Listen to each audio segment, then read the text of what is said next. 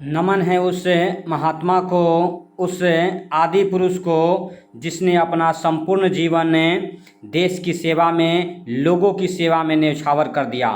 याद कर रहे हैं हम लोग दोस्तों, आज हैं अपने बापू को, अपने उस साबरमती आश्रम में के गांधी को, जिसने अपना संपूर्ण जीवन देश के लोगों के लिए, देश के हितों में न्यौछावर कर दिया।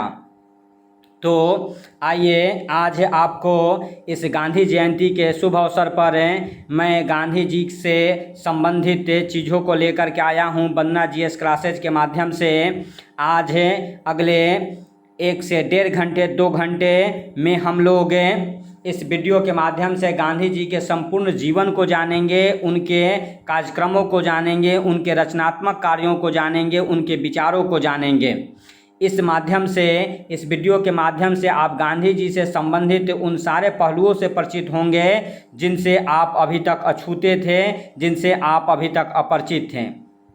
गांधी जी से संबंधित जो एग्ज़ाम में क्वेश्चन आते रहते हैं, वह क्वेश्चन भी आपको सारा यहाँ मिल जाएगा। तो ध्यानपूर्वक अगर आप इस वीडियो को देखेंगे तो गांधी जी के संपूर्ण परिचय के साथ साथ गांधी जी से संबंधित पूरा कह लीजिए मॉडर्न हिस्ट्री ही कह दिया जाता है, गांधी जी से संबंधित हो जाता है। खास करके 1919 से 1947 तक का समय, जब गांधी जी 1915 में या भारत आते हैं, उसके बाद उनका जो प्रक्रिया शुरू हो जाता है, उनका देश हित में काम शुरू हो जाता है, तो उसे गांधी युग के ही नाम से जाना जाता है। तो गांधी जी से संबंधित जो भी क्वेश्चन आते हैं अलग अलग एग्जामों में, उसे भी आप बहुत ही अच्छी तरीके से जान जाएंगे। हमने कोशिश किया है हर पॉइंट को आपके सामने रखा जाए।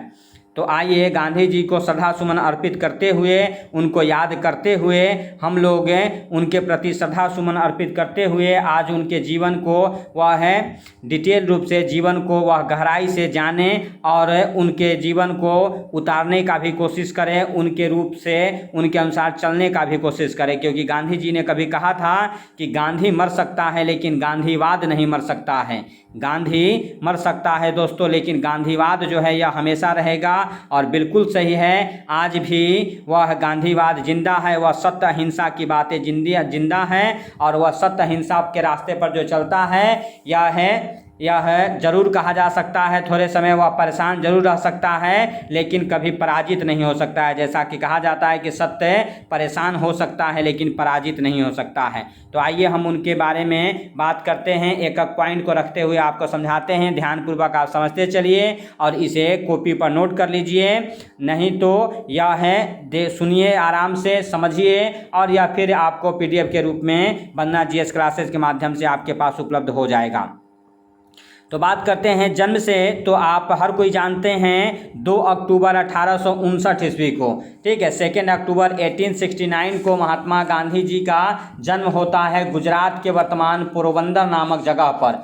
गुजरात के पोरबंदर नामक जगह पर गांधी जी का जो जन्म हुआ है, आज इस जन्म स्थल को कीर्ति मंदिर के नाम से जाना जाता है। यह पॉइंट याद करने योग्य है, आज पोरबंदर को कीर्ति मंदिर के भी नाम से जाना जाता है। तो वह ऐसे जनरली आपको किताबों में पोरबंदर लिखा हुआ मिलेगा, पोरबंदर ही आपको याद रखना है, लेकिन इस पोरबंदर जगह को अब कीर्ति मंदिर के भी नाम से जाना जाता है। तो जन्म हुआ और मृत्यु की बात कर लेंगे तो 30 जनवरी 1948 ईस्वी को यह महात्मा सदा सदा के लिए अपना जीवन छोड़ करके यहाँ से प्रस्थान कर गए, भूलोक से प्रस्थान कर गए। तो इनका यह पुण्य तिथि जो हम लोग मनाते हैं वह 30 जनवरी 1948 को मनाते हैं। इनके पिताजी का नाम करमचंद गांधी था और वहीं से यह करमचंद इन्हें भी मिला था।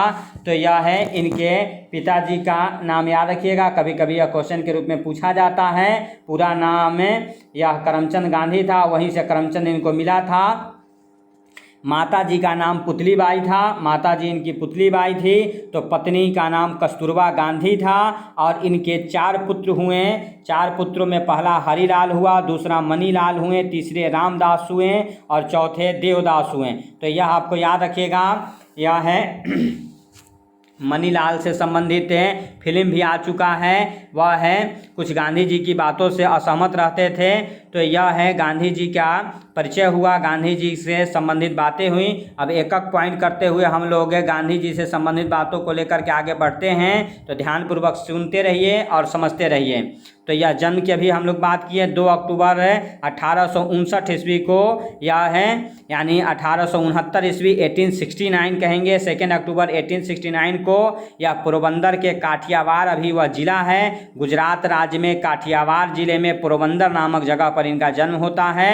आपको अभी बताया कि यह पोरबंदर जो है, अब यह है पोरबंदर को कीर्ति मंदिर के भी नाम से जाना जाता है। यह है प्राइमरी स्कूल में अध्ययन इनका 1876 में हुआ, जो वह प्राइमरी स्कूल के या पढ़ाई उन्होंने किया। और उसी समय यह है कस्तूरबा गांधी से इनका विवाह जो होता है वह 1883 में होता है। ठीक है, यह है आगे यह पढ़ाई करने के बाद 1883 में वह 13 साल की उम्र में मात्र कस्तूरबा गांधी से इनका विवाह होता है। 1881 ईस्वी में राजकोट के हाई स्कूल में इन्होंने अध्ययन किया, तो प्राइमरी स्कूल में 1876 में, और उसके बाद यह 1881 ईस्वी में राजकोट के हाई स्कूल में इनका अध्ययन हुआ। ठीक है, 76 में सगाई तो हो गई थी, लेकिन विवाह आप याद रखिएगा 13 वर्ष की उम्र में कस्तूरबा गांधी से 1883 ईस्वी में इनका विवाह होता है। यह है कस्तूरबा गांधी को बा कह करके बुलाते थे, तो यह भी कभी कभी क्वेश्चन पूछता है, बा के नाम से वह है कस्तूरबा गांधी को बुलाते थे गांधी जी। 1885 ईस्वी में 63 वर्ष की 1885 ईस्वी में इनके पिताजी की मृत्यु होती है, जब पिताजी 63 वर्ष की अवस्था में थे, यानी कि इनके पिताजी की मृत्यु 1885 ईस्वी में होती है 63 वर्ष की अवस्था में। यह याद कीजिएगा। वह है आगे 1887 में मैट्रिक पास करके वह है भावनगर के रामदास कॉलेज में प्रवेश किया, और फिर एक सत्र बाद कॉलेज छोड़ देते हैं। ठीक है, तो 1887 ईस्वी में मैट्रिक पास करके यह कॉलेज की ओर रुख किए थे, यह आपको याद रखना है। 1887 में गांधी जी मैट्रिक पास कर रहे हैं। हम एक एक चीज़ को आपको डिटेल बता रहे हैं, जो ज़्यादा इम्पोर्टेंट है वह हम आपको फिर बताते चलेंगे, लेकिन हर साल बाई साल या है year by year Gandhi ji को हम लोग जानने की कोशिश करते हैं। वह 1888 में यानी कि 1888 ईस्वी में इनके प्रथम पुत्र का जन्म होता है, और उसी साल यह वकालत पढ़ने के लिए इंग्लैंड जाते हैं। 1888 ईस्वी में याद रखिएगा महात्मा गांधी यह है कानून की पढ़ाई के लिए इंग्लैंड गए थे। ठीक है, मुंबई से यह है गुजरात से मुंबई गए, और मुंबई से वकालत की पढ़ाई करने के लिए इंग्लैंड गए थे। 1891 ईस्वी में यानी 1891 में वकालत की पढ़ाई पूरी करके बैरिस्ट्री वह कहा जाता था पहले, वह बैरिस्टर बन करके बैरिस्ट्री की पढ़ाई पूरी करके वापस से वह है देश लौटते हैं। और उसी साल यानी 1891 ईस्वी में इनकी माताजी पुतली बाई का भी निधन होता है, और उसी साल 1891 में ही बम्बई और राजकोट में यह वकालत की शुरुआत करते हैं। 1893 ईस्वी में यानी 1893 ईस्वी में 1893 में भारतीय मुस्लिमों द्वारा एक व्यवसाय संघ की मांग पर केस लड़ने के लिए गांधी जी दक्षिण अफ्रीका के ट्रांसवाल की राजधानी प्रिटोरिया जाते हैं। ठीक है, यह है अलग अलग जो वहाँ राज था, तो ट्रांसवाल की राजधानी प्रिटोरिया जाते हैं। वहाँ उन्हें सभी प्रकार के रंग भेद का सामना करना पड़ता है। ठीक है, आप यह जानते हैं 1894 में वहाँ रंग भेद का सामना करना पड़ा उन्हें। ठीक है, रंग भेद से संबंधित कहानी मिलती है, किस तरह से उन्हें ट्रेन से फेंक दिया गया था, ट्रेन से उतार दिया था। ट्रेन के वह है 3rd AC डिब्बे में वह बैठे हुए थे और टिकट लिए हुए थे, लेकिन वहाँ बैठे हुए अंग्रेज़ों ने, गोरे ने कहा कि नहीं यह है काले लोगों के लिए नहीं होता है, लेकिन वह गांधी जी इसका विरोध करते हैं। वह कहते हैं कि नहीं मेरे पास टिकट है, मेरे पास यह ऑर्डर है तो मैं बैठ सकता हूँ, लेकिन अंग्रेज उन्हें वह है उतार देते हैं। वह कहा जाता है स्टेशन पर फेंक देते हैं, जिसके कारण दुखी होते हैं, और वहाँ के इस रंग भेद नीति को समाप्त करने के लिए गांधी जी दृढ़ संकल्पित होते हैं। तो 1894 ईस्वी में भी रंग भेद का सामना करना पड़ा। कई कहानियाँ वह हम आपको क्लास में बताते रहते हैं। यह है जब बग्घी से जा रहे थे तो वह बग्घी में अंदर बैठे हुए थे, वहाँ अंग्रेज कहता है कि नहीं आप जाकर के कोचवान के पास बैठिए। कोचवान के पास बगल में बैठते हैं, फिर वह बाहर जब निकलता है सिगरेट पीने को लेकर के, तो वह कहता है कि वह पैरों के नीचे बैठिए। तो इस तरह का वह है उन्हें सामना करना पड़ा था। दक्षिण अफ्रीका में रंग भेद की नीति का सामना करना पड़ा गांधी जी को। तो आगे बढ़ते हैं। 1894 में वहीं रह करके समाज कार्य करने और वकालत करने का फैसला करते हैं। निटाल इंडियन कांग्रेस की स्थापना करते हैं 1894 में दक्षिण अफ्रीका में ही। 1896 में यह है 6 महीने के लिए भारत लौटते हैं और अपनी पत्नी तथा 2 पुत्रों को लेकर के पुनः वापस यह है अफ्रीका चले जाते हैं, नेटाल प्रांत चले जाते हैं। 1899 ईस्वी में ब्रिटिश सेना के लिए बोअर युद्ध में भारतीय एम्बुलेंस सेवा तैयार है वह इन्होंने किया था। इसको लेकर के आगे बोअर है वह पुरस्कार भी इन्हें दिया जाता है, तो यह याद रखिएगा। आगे 1901 ईस्वी में वह सपरिवार स्वदेश से रवाना हुए तथा दक्षिण अफ्रीका में बसे, ठीक है, और भारतीयों को आश्वासन दिया कि वे जब भी आवश्यकता महसूस करेंगे वापस लौट आएंगे। यानी कि 1901 में वह वापस दक्षिण अफ्रीका से भारत आते हैं, लेकिन वहाँ के लोगों से यह वादा करके आते हैं कि जब हमारी ज़रूरत आपको महसूस हो आप हमें बुला सकते हैं। 1901 में यह देश का दौरा करते हैं, कलकत्ता के कांग्रेस अधिवेशन में भी भाग लेते हैं, बम्बई में वकालत के लिए दफ्तर भी खोलते हैं। 1901 की ही ये सारी घटनाएं हैं। 1902 में वह पुनः भारतीय समुदाय द्वारा बुलाए जाने पर दक्षिण अफ्रीका पुनः वापस यह लौट जाते हैं, ठीक है। भारतीय समुदाय उन्हें फिर से एक बार याद करता है, तो 1902 में वह है वापस फिर से दक्षिण अफ्रीका जाते हैं। 1903 में जोहान्सबर्ग में वकालत का दफ्तर खोलते हैं और इंडियन ओपिनियन की स्थापना करते हैं। यह समाचार पत्र कई बार एग्जामों में पूछा गया है, यह भी आई है वह आप याद रखेंगे। इंडियन ओपिनियन की शुरुआत करते हैं 1903 में। क्लियर है बात। आगे बढ़ते हैं। 1904 में इंडियन ओपिनियन साप्ताहिक पत्र का प्रकाशन आरंभ कर दिया जाता है, इसकी स्थापना करते हैं और साप्ताहिक पत्र का प्रकाशन जो है 1904 से शुरू हो जाता है। तो यह है 1903 और 1904 दोनों याद रखिएगा। क्या क्वेश्चन पूछ रहे हैं, इंडियन ओपिनियन की स्थापना 1903 में, लेकिन यह साप्ताहिक पत्र जो था इसकी शुरुआत 1904 से करते हैं। तो यह है या कई बार एग्जामों में पूछा गया है, बीपीएससी स्तर तक का यह क्वेश्चन बना है। इंडियन ओपिनियन कौन सा समाचार पत्र प्रकाशित किया था, यही डायरेक्ट पूछ लेता है। तो इंडियन ओपिनियन यह साप्ताहिक पत्र शुरुआत किया। 1906 में जुलू विद्रोह के दौरान आप जानते हैं जुलू नेटाल प्रांत में वहाँ की वह जनजाति है, ठीक है, या दक्षिण अफ्रीका की, यह भी पूछते रहता है। जुलू वह जो वह समुदाय है वह उसी विद्रोह के दौरान भारतीय एम्बुलेंस सेवा यह तैयार फिर करते हैं। 1906 में ही एशियाटिक ऑर्डिनेंस के विरुद्ध जोहान्सबर्ग में प्रथम सत्याग्रह अभियान भी प्रारंभ करते हैं। वापस से यह आते हैं 1907 में ब्लैक एक्ट, भारतीयों तथा अन्य एशियाई लोगों के ज़बरदस्ती पंजीकरण के विरुद्ध यह सत्याग्रह करते हैं। इस एक्ट के तहत वह ज़बरदस्ती लोगों से सिग्नेचर करवा करके यह है सरकार यह जोर दे रही थी, तो उसके विरुद्ध जो है वह है एशियाई लोगों के साथ मिल करके ज़बरदस्ती पंजीकरण के विरुद्ध सत्याग्रह करते हैं। फिर 1908 की बात पहले कर लेते हैं। तो 1908 में सत्याग्रह के लिए प्रथम बार जोहान्सबर्ग में कारावास दंड भी इन्हें मिलता है। तो यह है जेल जीवन का प्रथम अनुभव यह 1908 में करते हैं। यह भी आई आपको याद रखना है कि गांधी जी दक्षिण अफ्रीका में पहली बार जेल कब गए, तो यह 1908 में गए, ठीक है। यह पहली बार और कहाँ किस शहर में, जोहान्सबर्ग में जाते हैं। तो जोहान्सबर्ग में 1908 में पहली बार यह है जेल जाते हैं। जेल जीवन का प्रथम अनुभव इन्होंने दक्षिण अफ्रीका में 1908 में किया। इसी दौरान आंदोलन जारी रहा तथा द्वितीय सत्याग्रह में पंजीकरण प्रमाण पत्र जलाए गए, पुनः कारावास दंड इन्हें मिलता है। तो यह 1908 में जो इन्हें जेल जाना पड़ा, यह पॉइंट आपको याद रखना है, यह हमेशा क्वेश्चन पूछेगा। 1909 की बात करते हैं तो यह है 1909 में सिविल डिसओबीडियंस, ठीक है, जो यहाँ भी शुरू करते हैं, जो सविनय अवज्ञा आंदोलन करते हैं। सिविल डिसओबीडियंस से प्रभावित होकर लियो टॉलस्टॉय से पत्राचार शुरू करते हैं। लियो टॉलस्टॉय जो एक विद्वान व्यक्ति थे, उनसे समाचार पत्रों का आदान प्रदान करते हैं। पत्राचार वह है या लेटर है करते हैं, उनसे कुछ जानने की कोशिश करते हैं। साथ ही उनके यह kingdom of God is within you से गांधी जी काफ़ी प्रभावित होते हैं। उनकी किताब kingdom of God is within you से काफ़ी प्रभावित होते हैं। यह है जून 1909 में भारतीयों का पक्ष रखने इंग्लैंड भी जाते हैं। यह है नवंबर 1909 में दक्षिण अफ्रीका वापसी के समय जहाज में हिंद स्वराज किताब लिखते हैं, ठीक है। तो यह हिंद स्वराज इन्होंने कब लिखा, तो इंग्लैंड से वापस दक्षिण अफ्रीका आने के दौरान नवंबर 1909 में, ठीक है, नवंबर 1909 में। जून 1909 में यह है भारतीयों का पक्ष रखने इंग्लैंड जाते हैं, या गोरे कालों को लेकर के अंग्रेज अधिकारी जो वहाँ अत्याचार कर रहे थे उसको लेकर के, और वापस लौटते हुए हिंद स्वराज लिखते हैं। तो यह हिंद स्वराज आपको भी याद रखना है, 1909 में लिखा। आगे बढ़ते हैं। 1910 में जोहान्सबर्ग के निकट टॉलस्टॉय फर्म की स्थापना करता है। लियो टॉलस्टॉय से जो प्रभावित हैं तो वह दक्षिण अफ्रीका के जोहान्सबर्ग शहर में ही टॉलस्टॉय फर्म की स्थापना करते हैं 1910 में। यह VBI आपको याद रखना है।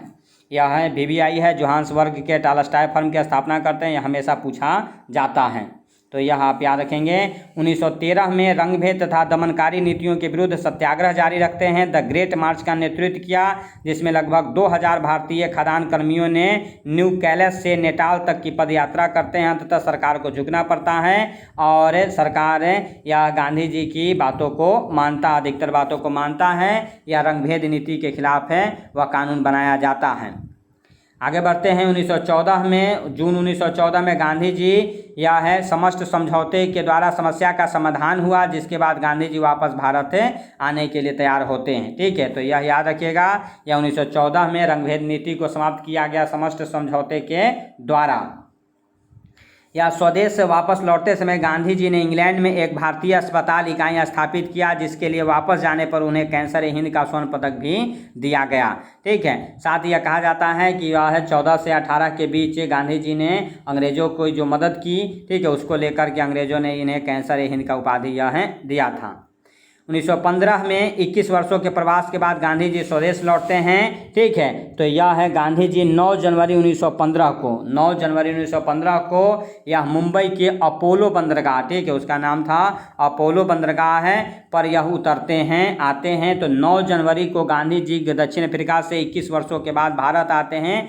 इसी की याद में वह भारत सरकार हर 9 जनवरी को अप्रवासी भारतीय दिवस मनाया जाता है। ठीक है, हर साल यह है 6 से 9 जनवरी के बीच अप्रवासी भारतीय दिवस मनाया जाता है। यह भी आपको याद रखना है। यह किसकी याद में? गांधी जी के दक्षिण अफ्रीका से वापस आने के याद में 9 जनवरी 1915 को गांधी जी दक्षिण अफ्रीका से वापस भारत आए थे।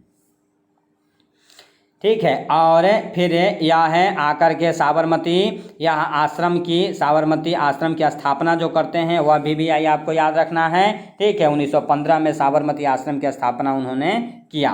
ठीक है, या कोचरब में सत्याग्रह आश्रम की स्थापना करते हैं। ठीक है, 1917 में साबरमती नदी के पास वह स्थापित करते हैं। तो यह है 1915 से शुरुआत होता है, तो 1915 ही आपको याद रखना है कि साबरमती आश्रम की स्थापना कब की गई, किस साल की गई? 1915 में की गई।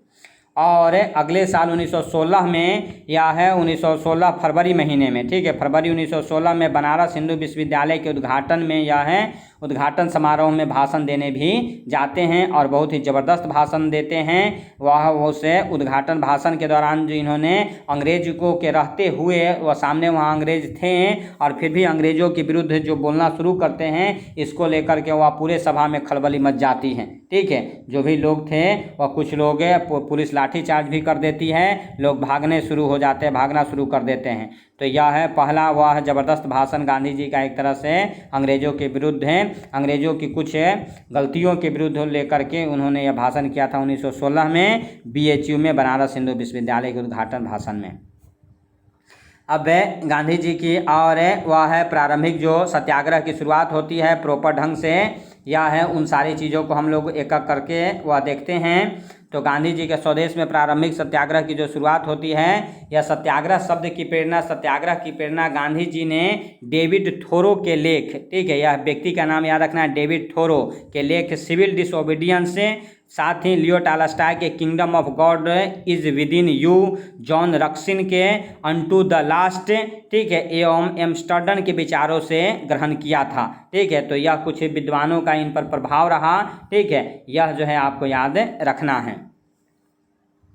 सत्याग्रह सत्य और अहिंसा पर इनका आधारित था। इनका सत्याग्रह कहते हैं सत्य के लिए आग्रह, ठीक है, सत्य प्लस आग्रह कहते हैं सत्य के लिए आग्रह। ठीक है, तो यह उसे सत्य और अहिंसा पर आधारित था। सत्याग्रह का शाब्दिक अर्थ सत्य का वह पकड़ना होता है, सत्य के लिए आग्रह होता है। गांधी जी इस बात से चिंतित थे कि सत्याग्रह को कैसे निष्क्रिय प्रतिरोध से अलग किया जाए, क्योंकि सत्याग्रह एक अलग तकनीक पर आधारित था जिसमें उपवास या हिजरत, बंदी और हड़ताल प्रमुख था। गांधी जी के राजनीतिक गुरु आप सभी लोग जानते हैं, गोपाल गोपाल कृष्ण गोखले थे। गोखले जी की ही सलाह पर गांधी जी 1915 से लेकर के 17 तक कहा जाता है 2 वर्ष से 15-16 में मुख्य रूप से वह 1 सालों के लिए या गांधी जी पूरे भारत का भ्रमण करते हैं। उसके बाद 17 से 18 के बीच 3 प्रारंभिक आंदोलनों का उन्होंने नेतृत्व किया, ठीक है, जिसे हम लोग डिटेल रूप से वह पढ़ेंगे। आप जानते हैं 1917 का चंपारण विद्रोह होता है, तो वह है 1900 यह चंपारण सत्याग्रह 1917 में। उसके अलावे यह है अहमदाबाद मिल आंदोलन होता है, खेरा आंदोलन होता है। तो एक एक करते हुए हम आपको यह डिटेल बताते चलते हैं। आप चंपारण सत्याग्रह से सुनते चलिए, हमेशा आपको एग्जाम में क्वेश्चन आते रहते हैं। चंपारण सत्याग्रह की बात करें 1917 की, तो उस समय किसानों को एक अनुबंध है 3/20 जिसे 3 कठिया प्रथा कहा जाता था। समझना है, यह 1 बीघे में 20 कट्ठा होता है। वर्तमान समय में अगर वह आप जानते होंगे तो 20 कट्ठे में यह 20 कट्ठा बराबर 1 बीघा होता है। 1 बीघे में 20 कट्ठा होता है। तो अंग्रेजों ने एक नियम बना दिया था बिहार वाले क्षेत्रों में, यह है कि जिस किसान के पास 20 कट्ठा खेत है उसको कम से कम अपने 3 कट्ठे में निश्चित रूप से नील की खेती करना होगा। इसीलिए यह चंपारण सत्याग्रह को एक और नाम जो आंदोलन होता है उसे 3 कठिया प्रथा भी कहा जाता है। तो 3/20 याद रखिएगा। 3/20 का मतलब 20 कट्ठे में 3 कट्ठे पर आपको अनुबंध के रूप में यह आपको नील की खेती करनी ही करनी है। तो उसी चीज़ को बताया गया 3/20वें भाग पर नील की खेती करने के लिए बाध्य किया गया। इसे 3 कठिया पद्धति कहते हैं। किसान इसे छुटकारा चाहते थे, इसके लिए यह है, और लगातार वह किसान यहाँ परेशान थे। तब इस गांधी जी से प्रभावित हो करके और किसानों की समस्या को लेकर के यहाँ के किसान थे राजकुमार शुक्ल या राजकुमार शुक्ला कहा जाता है। यह है 1916 में, देखिए याद रखिए 1 साल पहले 1916 में जो यह है मीटिंग हो रहा था कांग्रेस का बनारस में, उसी में जा कर के और राजकुमार शुक्ला जी या कांग्रेस के मीटिंग में यह बात को रखते हैं कि किस तरह से बिहार के चंपारण क्षेत्र में यह है वहाँ किसानों पर अत्याचार अंग्रेजों के द्वारा, अंग्रेज जमींदारों के द्वारा किया जा रहा है, ठीक है। और गांधी जी को निमंत्रित करते हैं कि आइए हम लोगों की दुर्दशा को देखिए और इसके लिए कुछ उपाय कीजिए। गांधी जी यह आमंत्रण को स्वीकार करते हैं और फिर वह 1917 में बिहार के दौरे पर आते हैं, चंपारण दौरे पर आते हैं, ठीक है। उसी बातों को यहाँ बताया गया। तब गांधी जी ने भारत में पहली सत्याग्रह चंपारण बिहार से ही शुरू किया। सरकार झुकती है, जांच के लिए आयोग का गठन किया गया। इस पद्धति को समाप्त कर वसूली का 25% हिस्सा किसानों को वापस किया गया। गांधी जी के कुशल नेतृत्व से प्रभावित होकर रविन्द्रनाथ टैगोर ने उन्हें महात्मा की उपाधि दिया था। इसी अवसर पर उन्हें महात्मा की उपाधि दिया। तो यह है आपको फिर वह क्लासों में यह चंपारण विद्रोह कितना हुआ, कैसे हुआ, इसका डिटेल हम आपको पढ़ाते रहते हैं, डिटेल हम लोग पढ़ेंगे, ठीक है। यहाँ थोड़ा बहुत गांधी जी को याद करते हुए कहाँ कहाँ जुड़े रहे गांधी जी, इस चीज़ों को हम लोग पढ़ रहे हैं, ठीक है। नहीं तो पूरा यह कहानी है, एक लंबा कहानी है, किस तरह से यह है राजकुमार शुक्ला जी जाते हैं, किसानों का कम से कम पैसा खर्च हो, वह कहा जाता है अपने गाँव से निकलते हैं तो चंदा इकट्ठा करके किसान लोग या राजकुमार शुक्ला को जो पैसा देते हैं वह कम से कम खर्चा हो, तो वह है 100 जा रहा था गाड़ी, बैलगाड़ी पर, उस पर बैठ करके वह है जाते हैं और फिर ट्रेन पकड़ के लखनऊ जाते हैं, ठीक है। लखनऊ में जो 1916 में, ठीक है, देखिए अभी हमने वह बनारस जिक्र कर दिया, लखनऊ याद रखिएगा। लखनऊ में जो 1916 में यह सम्मेलन होता है उसमें जा कर के यह है कांग्रेस के या सम्मेलन में वह बातों को बताते हैं और गांधी जी को निमंत्रित करते हैं, ठीक है। और गांधी जी यहाँ आकर के अंग्रेजों से मिलते, अंग्रेज उन्हें घुसने नहीं देना चाहते थे, वह है चंपारण वाले क्षेत्रों में, लेकिन यह गांधी जी वह जाने को ठान लेते हैं। यहाँ के सभी लोग, यहाँ के जो स्थानीय बिहार के जो प्रमुख नेता थे जैसे राजेंद्र प्रसाद हो गए, मजरूल हक हो गए, ब्रजकिशोर सिंह हो गए, ठीक है। यह ब्रजकिशोर वह सिंह से लेकर के ब्रजकिशोर प्रसाद भी लिखा हुआ रहता है कई जगहों पर, ठीक है। तो इन लोगों को साथ ले करके और गांधी जी चंपारण जाकर के किसानों से मिलते हैं, उनकी समस्याओं को समझते हैं और अंग्रेजों के सामने यह प्रस्ताव रखते हैं कि इनके जो टैक्स लगा हुआ है वह समाप्त कर दिया जाए, ठीक है। और गांधी जी की बातों से वह अंग्रेज भी झुकते हैं और किसानों का 25% टैक्स वापस से कर दिया जाता है। तो पहला यह है बड़ा आंदोलन रहा। उसके बाद यह जो होता है यह है चंपारण सत्याग्रह। उसके बाद गांधी जी का अहमदाबाद आंदोलन हुआ है, ठीक है, यह याद रखना है। और उसके बाद खेरा आंदोलन हुआ है, ठीक है। तो थोड़ा सा यह अंतर याद रखना है, पहले अहमदाबाद, पहले चंपारण, चंपारण के बाद अहमदाबाद मिल आंदोलन और तब खेरा आंदोलन, ठीक है। हालांकि दोनों 1918 में ही होता है। तो पहले अहमदाबाद मिल आंदोलन को समझ लेते हैं। यह है आंदोलन ने अगर कहा जाए तो वहाँ अहमदाबाद में जो मिल थे, कपड़ा मिलें थी, वहाँ के मजदूर लोग अपने मालिकों के खिलाफ आंदोलन करते हैं।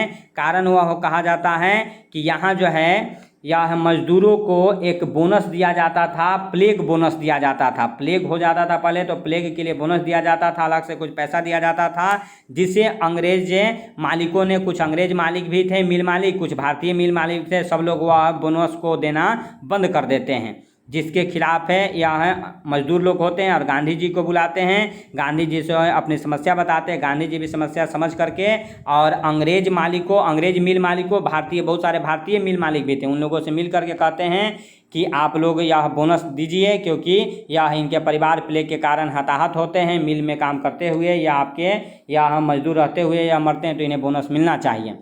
लेकिन अंग्रेज लोग इस बात को सहमत नहीं होते हैं, ठीक है, मिल मालिक लोग सहमत नहीं होते हैं। तो पहली बार गांधी जी ने यह है भूख हड़ताल का कॉन्सेप्ट लाया, ठीक है। पहली बार वह हंगर स्ट्राइक करते हैं, मजदूरों के साथ वह है मिलों के सामने बैठ जाते हैं भूखे प्यासे कि कब तक हमारी बात नहीं मानिएगा, ठीक है।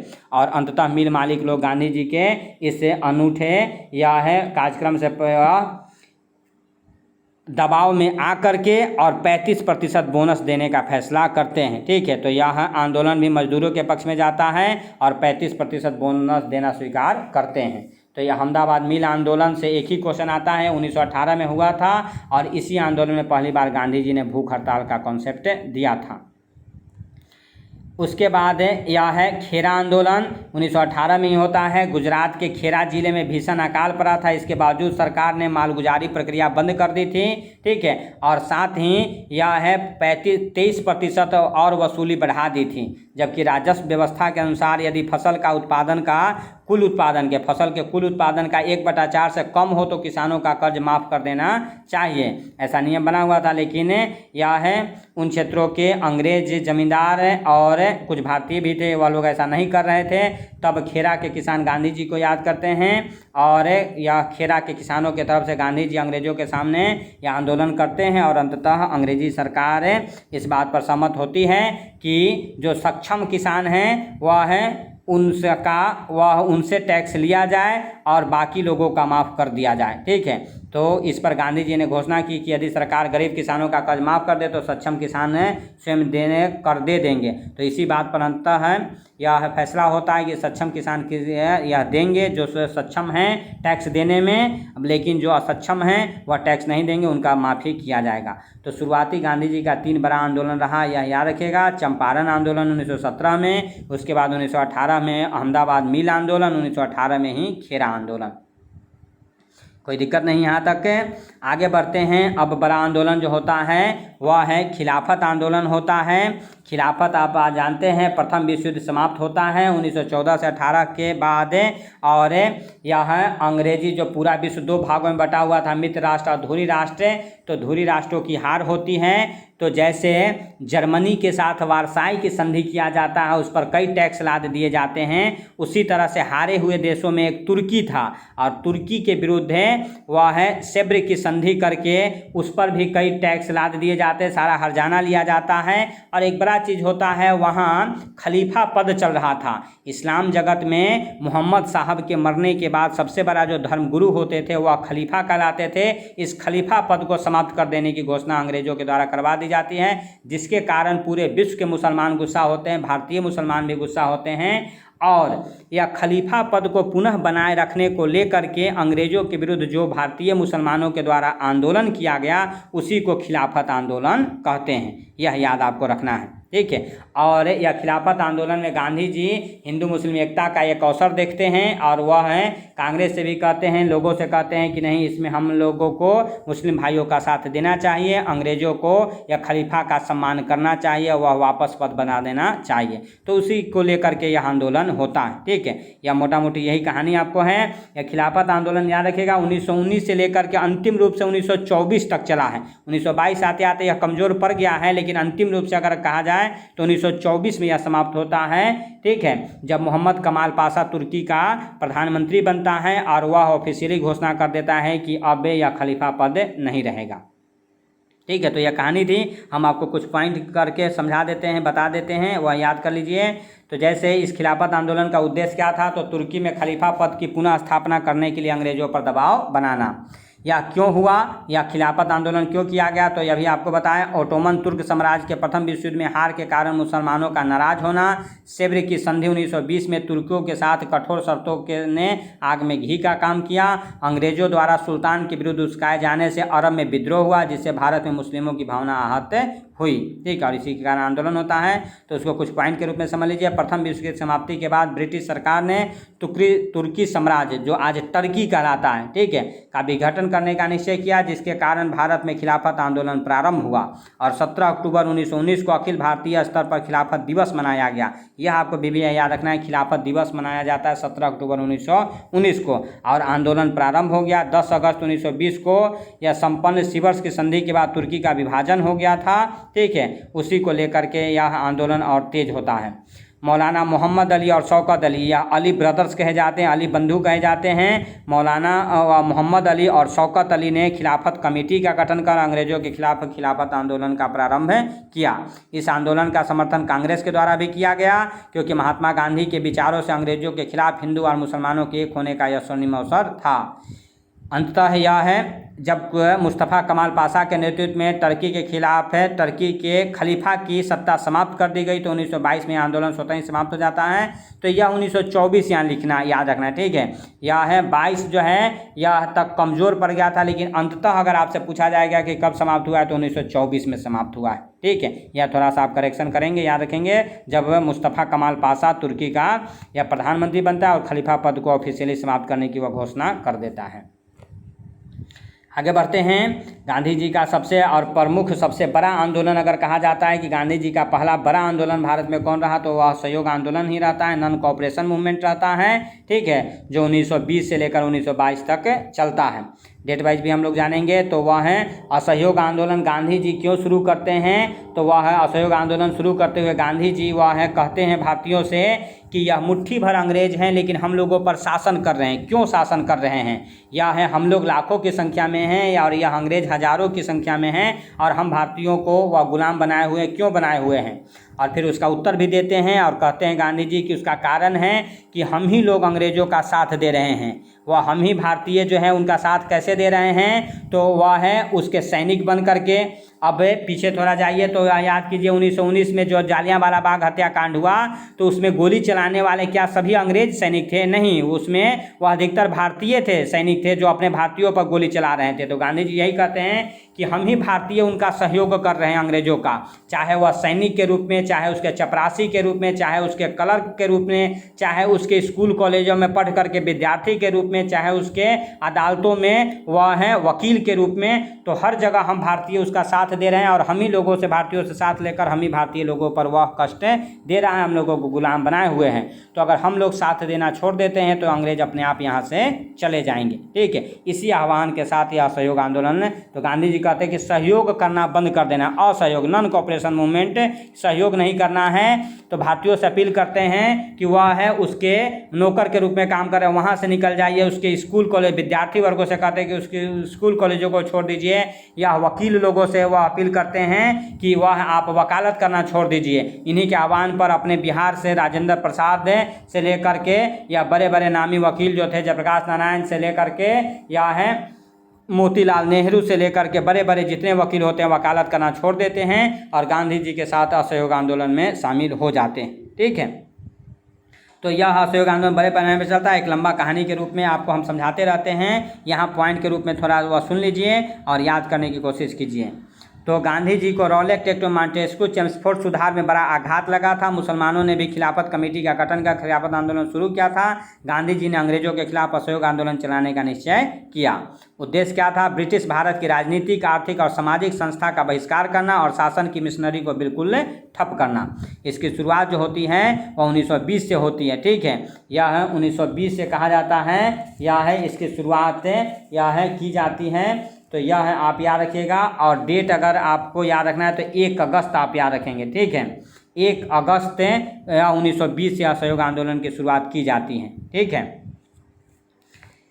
तो यह 1920 में राष्ट्रीय कांग्रेस के कलकत्ता अधिवेशन से अप्रूवल मिलता है। बाद में दिसंबर 1920 के कांग्रेस के नागपुर अधिवेशन में भी इस आंदोलन की स्वीकृति मिलती है। उससे पहले यह शुरू हो गया है 1 अगस्त 1920 से, और कांग्रेस भी ऑफिशियली वह कहता है कि हाँ गांधी जी के नेतृत्व में आंदोलन चलाया जाए, कांग्रेसी लोगों को वह अप्रूवल देता है। तो यह दिसंबर 1920 के कांग्रेस अधिवेशन में और 1920 में ही यह है कलकत्ता अधिवेशन में, ठीक है, यह निर्णय की स्वीकृति दी जाती है। जनवरी 1921 ईस्वी में कांग्रेस द्वारा गांधी जी के नेतृत्व में ईमानदारी पूर्वक असहयोग आंदोलन प्रारंभ किया गया, ठीक है। तो वह है, आपको यह पॉइंट नहीं याद रखना है, आपको डायरेक्ट याद रखना है असहयोग आंदोलन की शुरुआत 1 अगस्त 1920 से होती है।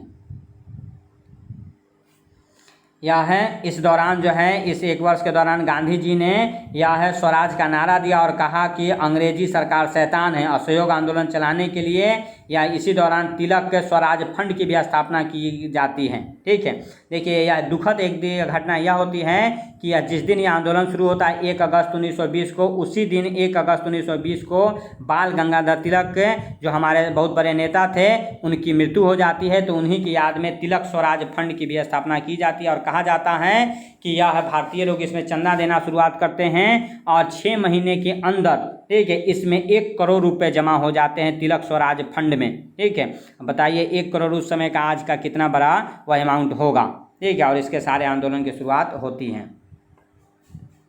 तो असहयोग आंदोलन को सफल बनाने के लिए किए गए क्या क्या प्रयास किए गए, तो सरकारी उपाधियां, वैतनिक और अवैतनिक पदों का त्याग कर दिया गया। सरकारी उत्सवों और दरबारों में सम्मिलित वह न होने का फैसला लिया गया। सरकारी और सरकारी स्कूलों का त्याग किया गया।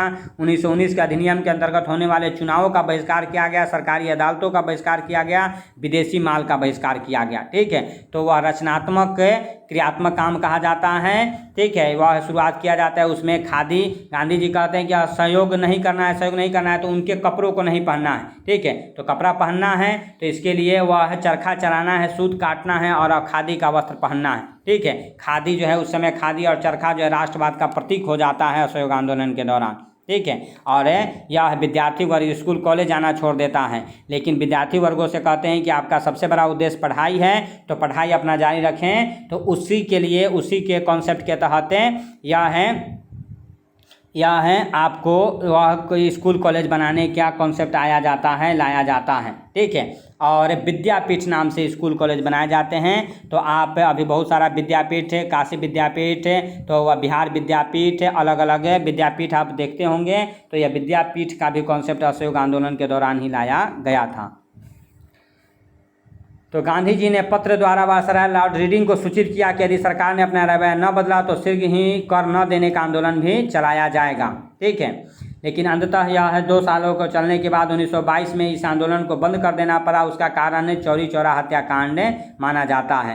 यह चौरी चौरा हत्याकांड क्या होता है, तो असहयोग आंदोलन के दौरान ही गांधी जी या शराब की दुकानों पर, तारी की दुकानों पर जो धरना प्रदर्शन दिया जा रहा था, वही कहा जाता है कि यह है गोरखपुर के पास है, यह है चौरी चौरा नामक जगह में, उत्तर प्रदेश राज्य के गोरखपुर जिले में चौरी चौरा नामक जगह पर एक शराब की दुकान पर भारतीयों के द्वारा वह धरना प्रदर्शन किया जा रहा था, जिस पर आकर के पुलिस हटाती है। नहीं हटते हैं लोग तो वह गोली चार्ज करती है और गोली चार्ज में यह 3 लोग मर जाते हैं। उसको लेकर के भीड़ बहुत गुस्सा हो जाती है और वह 100 को लेकर के पुलिस थाने, चौरी चौरे थाने को घेर लेती है और गुस्सा होकर के उससे पुलिस थाने में आग लगाती है, जिसमें 22 + 1 23 पुलिसकर्मी कहा जाता है जिंदा जल जाते हैं। 22 सिपाही + 1 दरोगा, ठीक है, 23 लोग वह जिंदा जल जाते हैं। कहीं कहीं 22 भी लिखा हुआ मिलता है, 23 आप याद रखेंगे, 23 लोग वह जिंदा जल जाते हैं। इसी कारण, इसी बात से दुखी होकर के गांधी जी असहयोग आंदोलन को वापस ले लेते हैं। तो चौरी चौरा हत्याकांड कब हुआ है, 4 फरवरी 1922 को हुआ है, यह याद रखना है।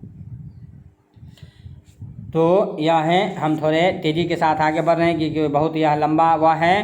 तो गांधी जी से वह है जो वह कुछ बातें हैं, कहाँ कहाँ उन्होंने वह जुड़ाव उन्होंने किया, उसको लेकर के हम लोग आज गांधी जयंती के शुभ अवसर पर गांधी जी से संबंधित बातों को जान रहे हैं, सीख रहे हैं। अगर यह आप देख लेते हैं तो निश्चित रूप से आपका मॉडर्न हिस्ट्री का हर पार्ट भी क्लियर हो जाएगा। गांधी जी से तो एक भी क्वेश्चन छूटने वाला नहीं है।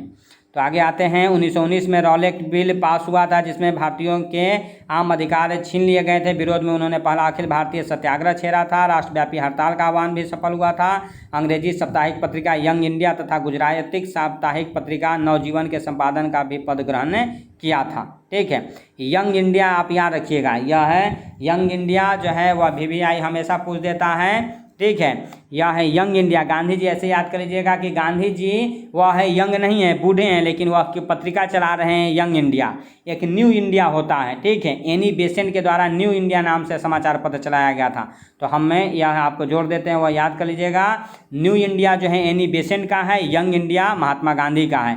एनी बेसेंट विदेश से आई हुई थी, ठीक है, वह है, और यहाँ आकर के रही थी, तो उन्होंने यह है न्यू इंडिया, नया देखा भारत को, तो न्यू इंडिया चलाया। और गांधी जी बूढ़े होते हुए भी यह उन्होंने यंग इंडिया से एक नामक पत्रिका चलाया था। साथ ही साप्ताहिक गुजराती पत्रिका नवजीवन का भी संपादन किया था।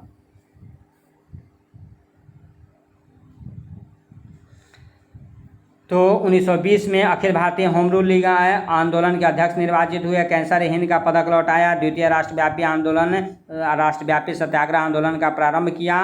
ठीक है, 1921 में बंबई में विदेशी वस्त्रों की होली जलाई। सांप्रदायिक हिंसा के विरुद्ध बंबई में 5 दिन का उपवास एवं व्यापक अवज्ञा आंदोलन प्रारंभ किया। 1922 में अभी हम लोग जाने चौरी चौरा हिंसक हत्याकांड के बाद जन आंदोलन स्थगित किया गया। उन पर राजद्रोह का मुकदमा चला। उन्हें स्वयं को दोषी स्वीकार किया, जबकि ब्रमफील्ड द्वारा 6 वर्ष कारावास का इन्हें दंड दिया गया। ठीक है, यह जज का नाम है, ब्रूमफील्ड कहा जाता है, ब्रमफील्ड कहा जाता है। यह 6 वर्ष का कारावास दिया जाता है। 1922 से यह है आगे 6 वर्ष यानी कि 28 तक, लेकिन 2 वर्ष के बाद इन्हें छोड़ दिया जाता है। ठीक है, यह याद रखिएगा। 1923 में दक्षिण अफ्रीका में सत्याग्रह है। यह पुस्तक तथा आत्मकथा के कुछ अंश कारावास के दौरान ही उन्होंने लिखा।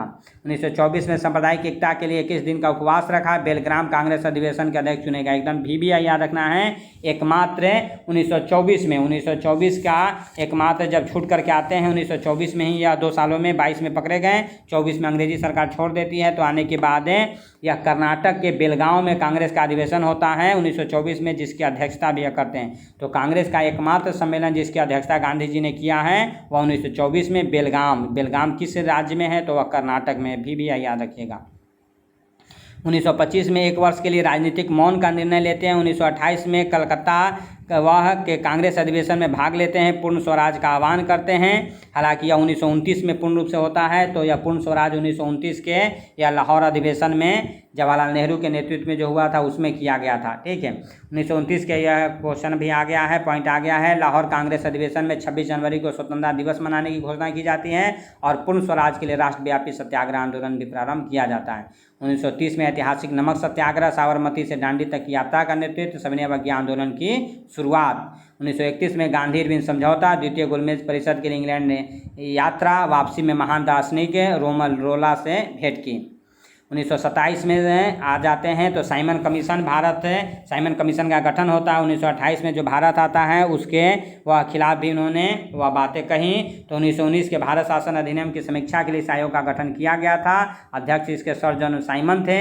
विरोध का कारण था क्योंकि इसमें एक भी भारतीय लोग शामिल नहीं थे। 7 सदस्यीय दल था, इसमें कोई भी भारतीय नहीं थे, इसलिए भारतीय इसे व्हाइट मैन कमीशन भी कहते हैं। इस आयोग में एक भी भारतीय नहीं था, इसलिए भारतीयों को लगता था कि इसकी रिपोर्ट में पक्षपात होगा और अंग्रेजों के हितों का ध्यान रखा जाएगा। बहिष्कार का निर्णय कांग्रेस के मद्रास अधिवेशन 1927 में M.N. अंसारी की अध्यक्षता में लिया गया। भारत आगमन यह साइमन कमीशन का 3 फरवरी 1928 को साइमन कमीशन मुंबई में पहुंचती है। ठीक है, जहां वह है पूरे देश में उस दिन हड़ताल की घोषणा की जाती है।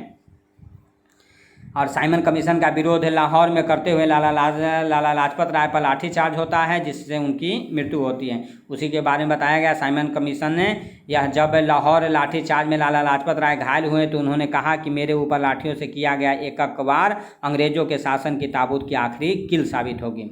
1928 से 29 के बीच कमीशन 2 बार भारत आया और मई 1930 में अपनी रिपोर्ट प्रस्तुत की, जिस पर लंदन में आयोजित गोलमेज सम्मेलन पर विचार होना था। इसी के दिए गए रिपोर्ट के आधार पर गोलमेज सम्मेलन किया जाता है।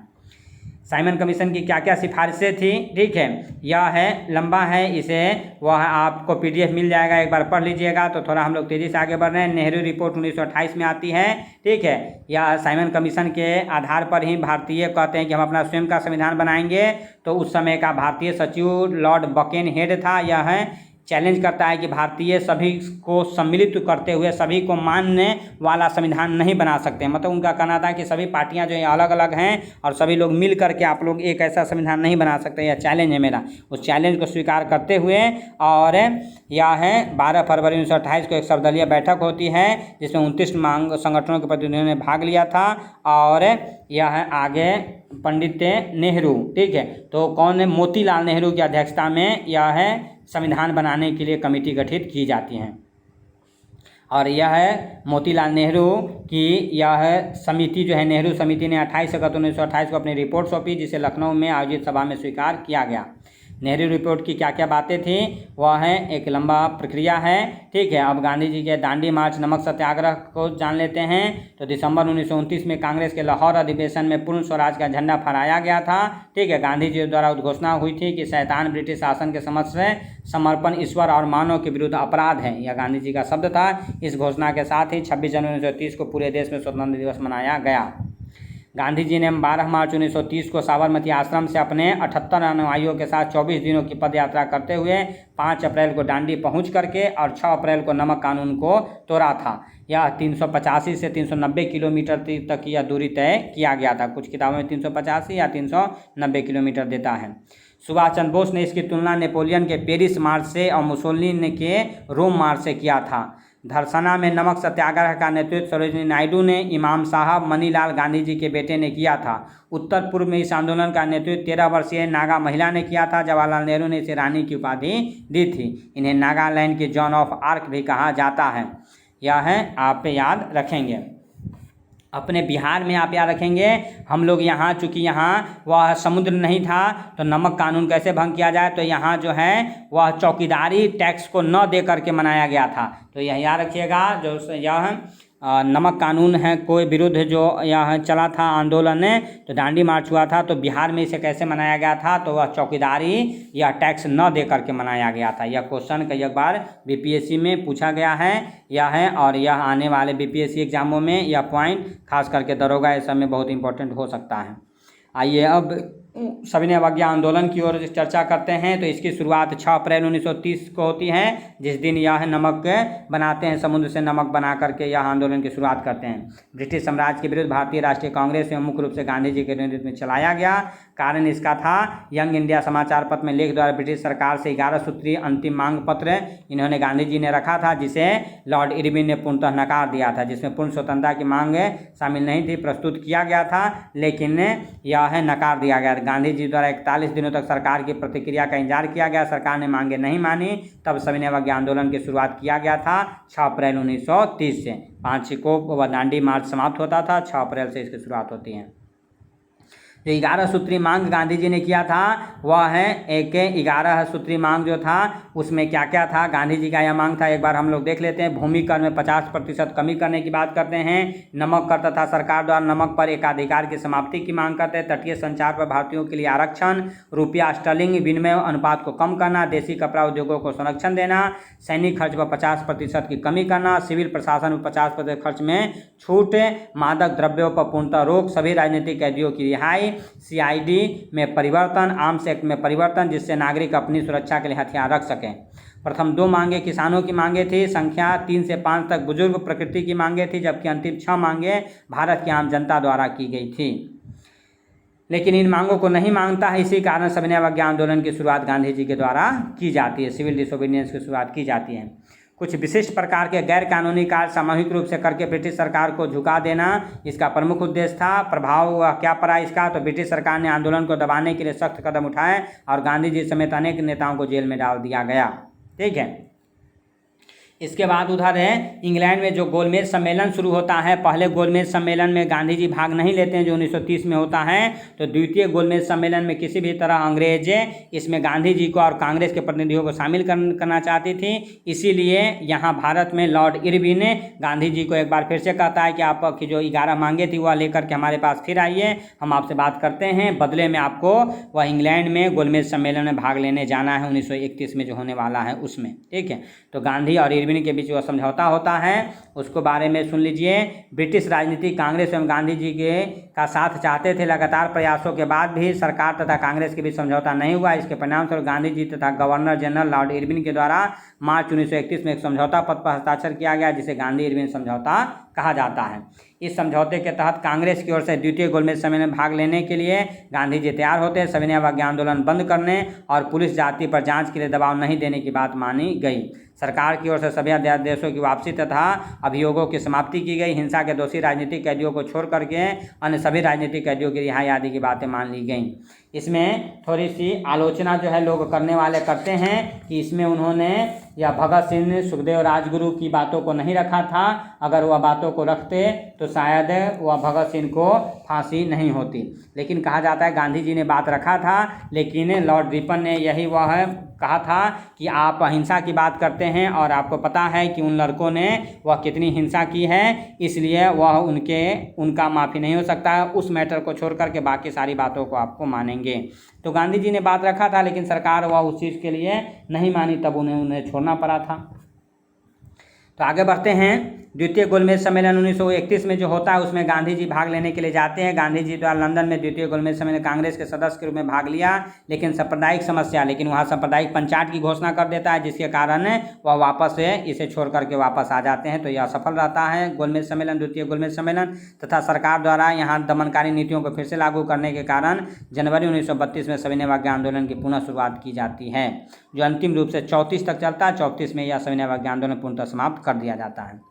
1932 के यरवदा जेल में अस्पृश्यों के लिए अलग चुनावी क्षेत्र के विरोध में उपवास करते हैं। यरवदा पैक्ट को ब्रिटिश अनुमोदन तथा गुरुदेव की उपस्थिति में उपवास तोड़ा जाता है। यह है जो पूना समझौता कहा जाता है। पुणे के यरवदा जेल में गांधी जी और अंबेडकर के बीच समझौता होता है, जिसे पूना पैक्ट के नाम से जाना जाता है। यह गांधी इरविन जो पैक्ट होता है वह 5 मार्च 1931 को होता है, यह याद रखिएगा। जो पूना पैक्ट हुआ वह 26 सितंबर 1932 को होता है। और यह पूना पैक्ट को करवाने में मदन मोहन मालवीय, राजगोपालाचारी, राजेंद्र प्रसाद, पुरुषोत्तम दास के प्रयासों से गांधी जी और यह भीमराव अम्बेडकर के बीच पूना समझौता होता है, पूना पैक्ट होता है। जिसमें इस बात के लिए गांधी जी तैयार हो जाते हैं कि प्रांतीय विधानमंडलों में दलितों के लिए सुरक्षित सीटों की संख्या 71 से बढ़ा करके 148 कर दी जाएगी। केंद्रीय विधानमंडल में दलित वर्गों के लिए सुरक्षित सीटों की संख्या में 18% की वृद्धि की जाएगी। और बदले में अम्बेडकर यह मांग छोड़ देते हैं कि वह दलित सीट पर बस दलित ही वोट करेगा। यह डिटेल रूप से आपको क्लासों में हमने समझाया है। यहाँ आप याद रखें। 1933 में साप्ताहिक पत्र हरिजन आरंभ करते हैं। VBI एकदम याद रखना है। हरिजनों के कल्याण के लिए गांधी जी हरिजन शब्द देते हैं। हरि मतलब विष्णु, तो विष्णु के यह जन कहते हैं कि हैं। साबरमती तट पर बने सत्याग्रह आश्रम का नाम बदलकर हरिजन आश्रम कर दिया जाता है तथा उसे हमेशा के लिए छोड़कर देशव्यापी अस्पृश्यता विरोधी आंदोलन को शुरुआत यह करते हैं। गांधी जी इसी के बाद यह है साबरमती आश्रम छोड़ देते हैं और प्रण लेते हैं कि जब तक देश को आज़ाद करवा नहीं लेंगे तब तक साबरमती आश्रम में वापस नहीं आएंगे, और नाम बदल करके हरिजन आश्रम उसे करते हैं। 1934 में अखिल भारतीय ग्रामोद्योग संघ की स्थापना करते हैं। 36 में वर्धा के निकट गांव का चयन, जो बाद में सेवाग्राम के नाम से जाना गया। 1937 में अस्पृश्यता निवारण अभियान के दौरान दक्षिण भारत की यात्रा करते हैं। 1938 में बादशाह खान के साथ NWFP का दौरा करते हैं। 1940 में व्यक्तिगत सत्याग्रह की घोषणा करते हैं। विनोबा भावे को उन्होंने पहला व्यक्तिगत सत्याग्रह ही चुना। 1942 में हरिजन पत्रिका का 15 महीने के बाद पुनः प्रकाशन किया। कृष्ण मिशन की सफलता होती है। भारत छोड़ो आंदोलन गांधी जी का बड़ा और अंतिम मूवमेंट होता है। तो ये इसकी शुरुआत जो है 9 अगस्त 1942 को होती है। यह है 9 अगस्त 1900 या मीटिंग हो रहा होगा। मीटिंग होता है। और इसमें 9 अगस्त 1942 को गांधी जी 8 अगस्त को ही ऐसे याद रखिएगा 8 अगस्त को ही भाषण देते हुए डू एंड डाई का नारा देते हैं। 9 अगस्त की 1942 की सुबह से यह आंदोलन की शुरुआत करने की घोषणा होती है। मीटिंग होता है 8 अगस्त 1942 को, याद रखिएगा। और 8 अगस्त 1942 को ही कहा जाता है कि गांधी जी ने एक लंबा भाषण दिया। और यह है उस भाषण में डू एंड डाई का नारा देते हैं। और 9 अगस्त से इसकी शुरुआत मानी जाती है कि 9 अगस्त और सुबह में ही 9 अगस्त की सुबह में अंग्रेजों के द्वारा ऑपरेशन जीरो आवर चला करके सभी बड़े नेताओं को गिरफ्तार कर लिया जाता है। तो 9 अगस्त 1942 को आरंभ हुआ। विवरण अगर बात करें तो भारत को जल्दी आज़ादी दिलाने के लिए महात्मा गांधी के द्वारा अंग्रेजी शासन के विरुद्ध एक बड़ा फैसला लिया गया। मूल मंत्र था डू एंड डाई, करो या मरो। परिणाम यह निकला कि यह आंदोलन भारत को स्वतंत्र भले न करवा पाया, लेकिन इसका दूरगामी सुखदायी परिणाम रहा। इसके लिए भारत की स्वतंत्रता के लिए किया जाने वाला अंतिम महान प्रयास कहा गया। इसे अगस्त भी प्रस्ताव भी कह दिया जाता है, ठीक है, यह क्योंकि अगस्त में इसकी शुरुआत होती है तो अगस्त प्रस्ताव भी से कह दिया जाता है, अगस्त आंदोलन भी से कह दिया जाता है। यह है 22 फरवरी 1944 को आगा खां महल में कस्तूरबा गांधी का 62 वर्ष के व विवाहित जीवन के पश्चात 74 वर्ष की आयु में निधन हो जाता है। तो यह है आगा खां महल में जो बंद थे, ठीक है, भारत छोड़ो आंदोलन के दौरान वहीं जो है कस्तूरबा गांधी की मृत्यु होती है। यह याद रखिएगा। इनके सचिव जो थे वह उनका भी वह निधन वहीं होता है। 1946 में ब्रिटिश कैबिनेट मिशन से भेंट, पूर्वी बंगाल के 49 गांवों की शांतिपूर्ण यात्रा जहां सांप्रदायिक दंगों की आग भड़की हुई थी। 1947 में सांप्रदायिक शांति के लिए बिहार यात्रा, नई दिल्ली में लॉर्ड माउंटबेटन तथा जिन्ना से भेंट, देश विभाजन का विरोध किया। देश के स्वाधीनता दिवस 15 अगस्त 1947 को कलकत्ता में दंगे शांत करने के लिए उपवास तथा प्रार्थना कर रहे थे 1947 में। गांधी जी 2 लोगों से हमेशा परेशान रहते थे, मोहम्मद अली जिन्ना और अपने बेटे हरिलाल से। कुछ यह फैक्ट हैं तो याद रखिएगा, कभी कभी पूछा जाता है। मोहम्मद अली जिन्ना और अपने बेटे हरिलाल से वो हमेशा परेशान रहे। मोहम्मद अली जिन्ना जिन्होंने अशोक आंदोलन में सबसे पहले गिरफ्तार, मोहम्मद अली, यह जिन्ना नहीं मोहम्मद अली याद रखिएगा। शौकत अली और मोहम्मद अली जो भाई थे ना, तो उसमें मोहम्मद अली जो है अशोक आंदोलन में गिरफ्तार होने वाले पहले व्यक्ति थे। तेज बहादुर सप्रू और M.R. जफर की सहायता से गांधी इरविन समझौता हो पाया था, ठीक है, तो उसमें कई लोग थे, ठीक है। यह है भारत छोड़ो आंदोलन के समय, वह है गांधी इरविन समझौते के दौरान ही सरोजिनी नायडू ने 2 महात्मा कहा था या गांधी जी को, कि एक महात्मा यह गांधी जी को और एक यह इरविन को लेकर के कहा था कि 2 महात्मा ने देश की जनता की भलाई के लिए समझौता करना स्वीकार किया। गांधी इरविन पैक्ट को दिल्ली पैक्ट भी कहा जाता है क्योंकि यह दिल्ली में होता है। भारत छोड़ो आंदोलन के समय गांधी जी सहित अन्य नेताओं का गिरफ्तार करने की योजना को ब्रिटिश सरकार ऑपरेशन जीरो आवर नाम दिया था। गांधी जी की आत्मकथा माई एक्सपेरिमेंट्स विथ ट्रूथ, सत्य के साथ मेरे प्रयोग, गुजराती भाषा में लिखी गई थी। गोलमेज सम्मेलन की फिर बातें हैं। साइमन कमीशन की रिपोर्ट पर विचार करने के लिए 12 नवंबर 1930 को लंदन में प्रथम गोलमेज सम्मेलन हुआ, जिसमें 89 सदस्यों ने भाग लिया, किंतु कांग्रेस ने भाग नहीं लिया था। द्वितीय गोलमेज सम्मेलन 84 दिन एवं तृतीय गोलमेज सम्मेलन 37 दिन तक चला था। भीमराव अम्बेडकर भारत के ऐसे व्यक्ति थे जो तीनों गोलमेज सम्मेलनों में भाग लिया। द्वितीय गोलमेज सम्मेलन में ही जब गांधी जी ने भाग लिया तो वैसे ही धोती में चले गए और वहाँ पहुँचते ही चर्चिल ने गांधी जी को अर्धनंगा फकीर कहा था। कुछ समय बाद ही गांधी जी ने दलितों के संविधान में दिए जाने वाले कोटे का विरोध किया, तब फ्रंक ने गांधी को देशद्रोही कहा था, लेकिन वह है अंग्रेजों की जो चाल थी उसे विरोध करते हुए गांधी जी ने ऐसा कहा था। गांधी जी ने सबसे पहले राष्ट्रीय कांग्रेसी थे जिन्होंने द्वितीय गोलमेज सम्मेलन 1931 में भाग लिया, पर 1921 में कांग्रेस पार्टी अपनाई। 1948 जीवन का अंतिम उपवास 13 जनवरी से 5 दिनों तक यह है दिल्ली के बिरला हाउस में देश में फैली सांप्रदायिक हिंसा को रोकने के भी वो उसके विरोध में किया था। 20 जनवरी 1948 को बिरला हाउस में प्रार्थना में विस्फोट हुआ। 30 जनवरी को नाथूराम गोडसे नामक एक क्रूर व्यक्ति के द्वारा वह शाम को प्रार्थना के लिए जाते समय बिरला हाउस से दिल्ली में बिरला हाउस में गांधी जी की गोली मारकर हत्या कर दी जाती है। गांधी जी की मृत्यु पर उन्हें कंधा देने वाले मुस्लिम अब्दुल कलाम आज़ाद जो भारत के पहले शिक्षा मंत्री थे, शहीद दिवस 30 जनवरी को गांधी जी की पुण्यतिथि पर हम लोग मनाते हैं। गांधी जी की समाधि यमुना नदी के किनारे नई दिल्ली में राजघाट नामक स्थान पर स्थित है, जिसका चबूतरा काले संगमरमर से बना हुआ है। गांधी जी का जन्मदिन 2 अक्टूबर को गांधी जयंती के रूप में हम लोग मनाते हैं, जो आज हम लोग मना रहे हैं, परंतु पूरे विश्व में अंतर्राष्ट्रीय अहिंसा दिवस के रूप में इसे मनाया जाता है। यूएनओ ने इसे अहिंसा दिवस के रूप में घोषित किया है, तो आप यह भी याद रखेंगे, अंतर्राष्ट्रीय अहिंसा दिवस के रूप में पूरा विश्व मनाता है। गांधी जी को महात्मा और बापू के नाम से भी जाना जाता है। महात्मा शब्द संस्कृत भाषा का है, जबकि बापू शब्द गुजराती भाषा का है। गांधी जी को महात्मा की उपाधि रविन्द्रनाथ टैगोर ने दी थी और राष्ट्रपिता सुभाष चंद्र बोस ने कहा था। ये पंसारी जाति से थे। गांधी जी जब इंग्लैंड गए थे उस समय उस जहाज़ का नाम MS राजपूताना था, जिससे वह इंग्लैंड गए थे। तो यह कुछ बेसिक बातें थी गांधी जी से संबंधित जो हमने आपके सामने आपको वह रखा। तो यह है, इतनी बातें अगर आप याद रखते हैं तो वह आपके लिए एग्जाम्स के दृष्टि से भी यह अच्छा हो जाएगा, और साथ ही साथ यह आपके लिए गांधी जी को एक सच्चा यह है श्रद्धांजलि भी होगा। ठीक है, गांधी जी को हम लोग याद भी कर लेंगे। तो आज यह लोग आप वीडियो देख करके और गांधी जी के विचारों से प्रेरित होइए। गांधी वह हैं जो गांधी मर सकता है लेकिन गांधीवाद कभी नहीं मर सकता है। ठीक है, यह अपने बिहार में पटना में यह है गांधी जी की प्रतिमा भी सबसे बड़ी प्रतिमा लगाई गई है, वह भी आप याद रख सकते हैं। तो गांधी जी से संबंधित बहुत सारी बातें होती हैं, ठीक है, जिसे हम लोगों को याद रखना चाहिए, जो एग्ज़ाम के पर्पज़ से भी बहुत ज़्यादा इम्पोर्टेंट होता है।